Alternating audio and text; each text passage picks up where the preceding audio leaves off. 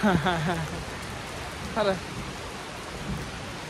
1-июль 2024 жыл.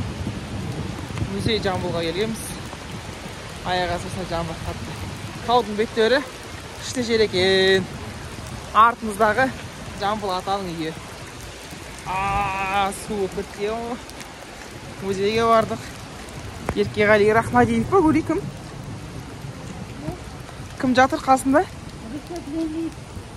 Нұрғиса Тілендиев атамыз жатыр екен жанында. Еркеғали Рахмадиев деп бұрып жүрген соң.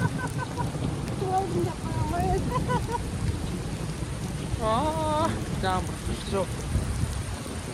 Иісін-ай. Жаңбыр астында қалмалы біраз болды.